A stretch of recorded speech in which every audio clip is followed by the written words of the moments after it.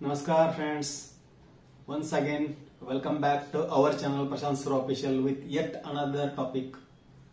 Today we are going to discuss on contamination control, approaches, sources and hygienic practices.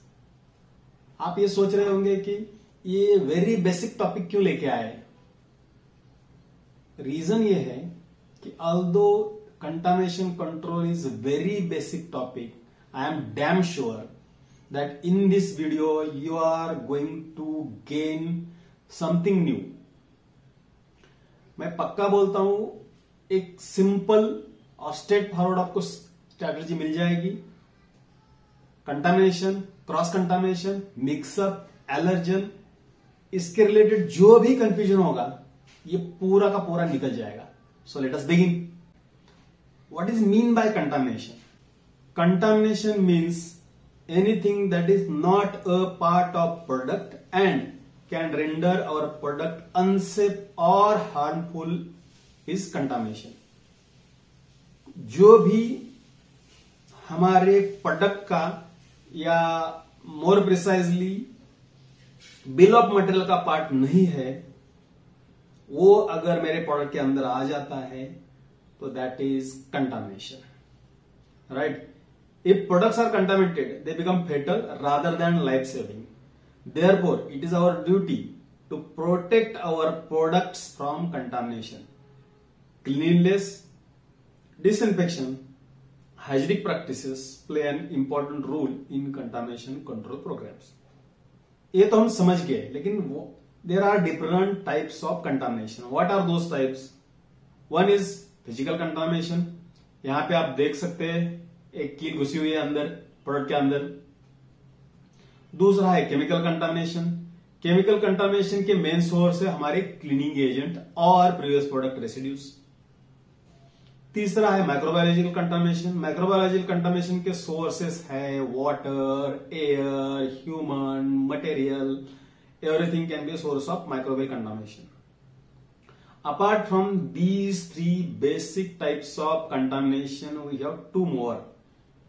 That means cross-contamination or mix-up and allergens. Allergen जो है ये mainly food category में ज्यादा, food product, nutraceutical products में ज्यादा consider किया जाता है. However, it is important to know about the allergen in our product even in a pharmaceutical industry. तो हम लोग इसको थोड़ा और इलेबोरेटली समझते हैं. Contamination, presence of any unwanted substance और microorganisms in a particular environment, object और substance is contamination. So how you it differ from the cross contamination. Cross contamination का मतलब क्या है? हार्मफुल सब्सटेंसेस और microorganisms are unintentionally transferred from one object to another. थोड़ा सा और ज्यादा समझने के लिए दोनों के एग्जाम्पल समझते हैं. कंटामिनेशन का एग्जाम्पल क्या है? The presence of harmful bacteria, virus और केमिकल्स इन फूड प्रोडक्ट और ड्रग प्रोडक्ट. ये कंटामिनेशन हो गया. क्रॉस कंटामिनेशन का मतलब क्या है? Raw meat bacteria. यहां पे अगर देखेंगे उसने चॉपर से पहले मीट काटा हुआ है, उसी चॉपर से वेज प्रोडक्ट कुछ काट रहा है. यहां पे दो टाइप के कंटामिनेशन है. एक तो अगर फूड में आप काम कर रहे हो तो वेज का नॉन वेज के साथ कंटामिनेशन हो रहा है.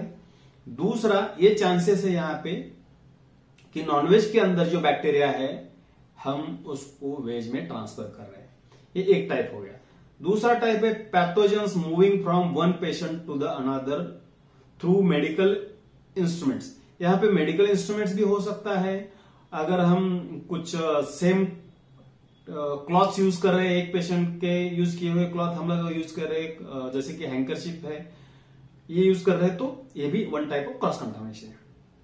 तो ये छोड़ के मिक्सअप क्या है? अगर आप इमेज को देखेंगे तो समझ जाएंगे कि टैबलेट मिक्स हो गया है कैप्सूल के साथ, सॉफ्ट जिलेटिन कैप्सूल मिक्स हो गया, हार्ड जिलेटिन के कैप्सूल के साथ, इवन एक टाइप का टैबलेट दूसरे टाइप के साथ, एक टाइप का कैप्सूल दूसरे कैप्सूल के साथ. These are all are the mix-ups. Example क्या है? Components of different products are mix up on assembly line leading to faulty products. अगर मुझे ये प्रोडक्ट में अगर कुछ शुगर कोटेड है, टैबलेट कोई शुगर कोटेड है और मेरा ये टैबलेट है, अगर ये डायबिटिक पेशेंट के लिए है, उसकी जगह ये टैबलेट गया तो it might be a fatal to the patient. So it is very very essential to avoid the contamination, cross contamination and mix-ups. Now apart from this, one more scenario is allergen. What is allergen or allergen?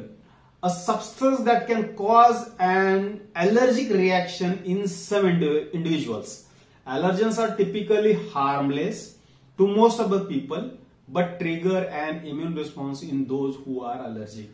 तो ये जो allergens है, ये जो hyper sensitivity create करते हैं, तो इसके भी टाइप्स है. ये क्या क्या है? एयरबॉर्न, स्किन एलर्जेंस है, फूड एलर्जन है, मेडिसिन एलर्जन. हमारी इंडस्ट्री में मेनली फूड एलर्जन के लिए बहुत ज्यादा फोकस किया जाता है. However these are the different kind of allergens.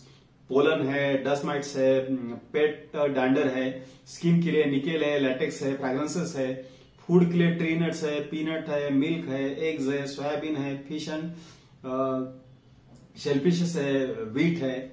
Medicine के केस में कीमोथेरेपी मेडिसिन है, सल्फा ड्रग्स है, पेनिसिलिन है सॉरी. तो इसके लिए हमारे फूड एंड ड्रग का अगर बात करेंगे तो बीटा लैक्टम के फैसिलिटी टोटली सेपरेट करने के लिए बोला जाता है. अगर फूड का बात करेंगे तो यहाँ पे जहां पे आप एलर्जन हैंडल कर रहे हो उसको आइसोलेट करने के लिए बोलते हैं, और जो लेबल है उसके ऊपर क्लियरली मेंशन करना पड़ता है कि this and this product contains this kind of allergen. Now what are the sources of contamination और क्रॉस कंटामिनेशन और mix up? Mainly think on the contamination sources. First है मैन. उसके इसमें मैं उसके क्लॉथ भी पकड़ रहा हूं, उसकी स्किन भी पकड़ रहा हूं. अगर बीमार है वो तो बीमार है, तो उसकी जो बीमारी है उसके माइक्रोबियल कंटामिनेशन के भी सोर्स है. उसके बाद है materials, material, raw material, packaging material. अगर आपका बिल्डिंग है तो बिल्डिंग से रिलेटेड मटेरियल भी सोर्सेस है कंटामिनेशन के. मशीन है तो मशीन के पार्ट है, फिजिकल कंटामिनेशन कहां से आएगा? मशीन के पार्ट से आएगा. केमिकल कंटामिनेशन कहां से आएगा? रेसिड्यू से आएगा. दूसरा कंटामिनेशन अदर ऑयल से आ सकता है, मशीन के लुब्रिकेंट्स वहां से आ सकता है, या क्लीनिंग एजेंट से आ सकता है केमिकल कंटामिनेशन. तो all type of contamination can come from the machine. उसके बाद है एयर, हवा से, माइक्रोब्स, डस्ट, डर्ट, ये टाइप ऑफ कंटामिनेशन. पानी से again microbes, dirts and many of the dissolve undissolved particles, ये वाटर से आ सकते हैं. प्रोसेस का मतलब क्या है?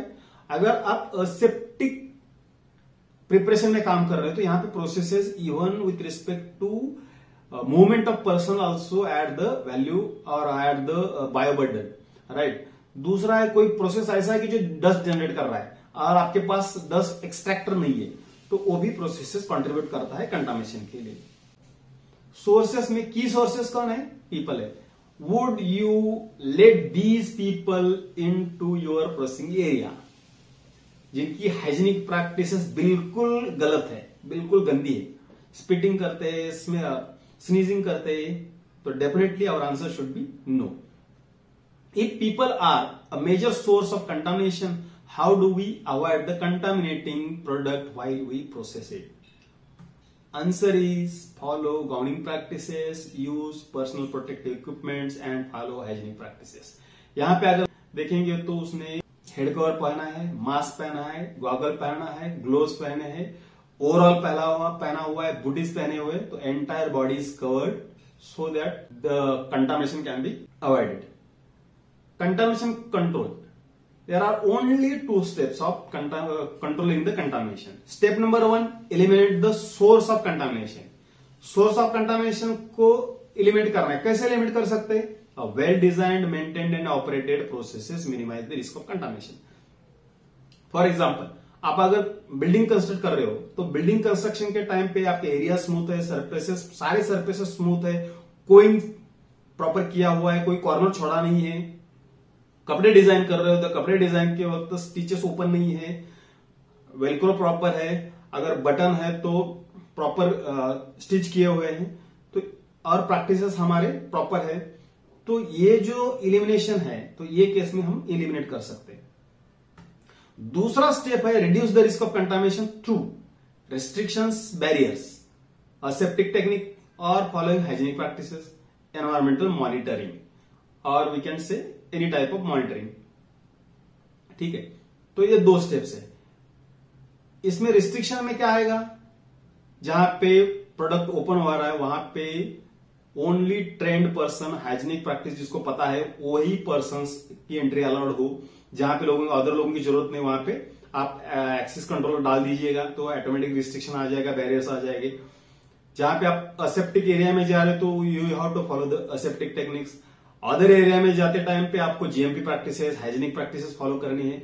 और ये सारा काम प्रॉपर हो रहा है कि नहीं हो रहा है, उसके लिए मॉनिटरिंग में भी एनवायरमेंटल मॉनिटरिंग और residue monitoring also we can consider.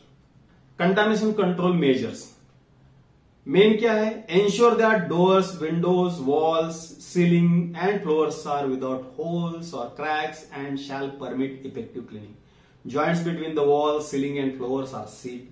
Doors giving direct access to the exterior from the manufacturing and packaging area are used for emergency purpose only. जो डायरेक्ट एक्सेस बाहर जाने के लिए है वहां पे आप only case of emergency direct access कर सकते हो। Otherwise you have to follow the change rooms पर proper entry exit procedure, proper gowning degowning procedures, and then and only then you can enter in the manufacturing and packing areas. And जहां पे ऐसे emergency doors है, those doors should be highlighted that these doors are emergency purpose only and those should be adequately sealed. Loading and unloading bay जहां पे those doors should not allow direct access to the production area. इसका मतलब है loading और unloading बे के और production area के बीच में चेंज रूम्स होने चाहिए, एयर लॉक्स होने चाहिए। कंटामिनेशन अदर कंट्रोल्स क्या है, separate rest rooms, change rooms, wash up areas, toilet facilities from the production, seal the bricks, cement blocks and other porous materials, clean the pipes, light fittings and ventilation points regularly, screen and trap the drains. Monitoring हम लोग करते हैं, environmental monitoring करते हैं, residue monitoring करते हैं।